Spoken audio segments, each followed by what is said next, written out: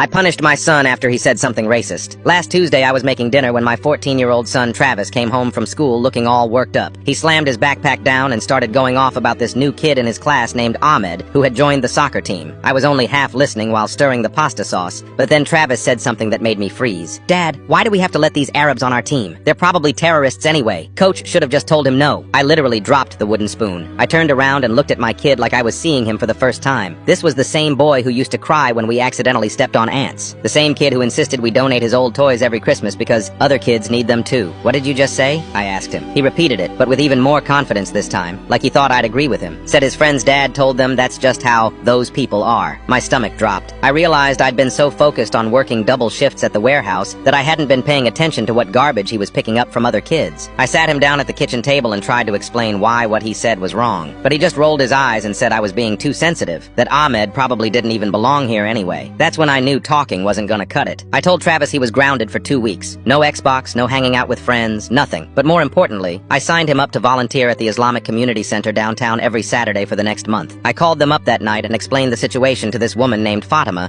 who ran their youth programs. She was incredibly understanding and said they'd love to have Travis help with their weekend food bank and kids activities. I also made him write a formal apology letter to Ahmed, which I personally delivered to his parents along with an explanation of what happened. Travis was furious. He accused me of ruining his life and said I was embarrassing him, but I told him he embarrassed himself when he decided to repeat ignorant nonsense. The first Saturday at the community center was rough. Travis sat in my truck for 10 minutes refusing to get out, acting like I was dropping him off at prison. But Fatima came out and started talking to him about soccer, which got him to finally walk inside. By the third week, something started changing. Travis came home telling me about this little kid named Omar, who thought he was the coolest thing ever because Travis helped him with his math homework. He started asking questions about different cultures and why people leave their home countries. The breaking point came during his last Saturday there. Travis was helping serve lunch when Ahmed's little sister Layla came in with their mom. Turns out Ahmed's family had been going there for grocery assistance because his dad was still looking for work after they'd moved here. Travis saw Ahmed helping translate for his mom and watching his little sister while she picked out food. When we got home that day, Travis asked if we could donate some of our extra canned goods to the food bank. I'm not gonna lie, those 4 weeks were exhausting. Driving him there every weekend, dealing with his attitude, having uncomfortable conversations about prejudice and empathy. But seeing him genuinely connect with people he'd written off based on ignorant assumptions made every minute worth it.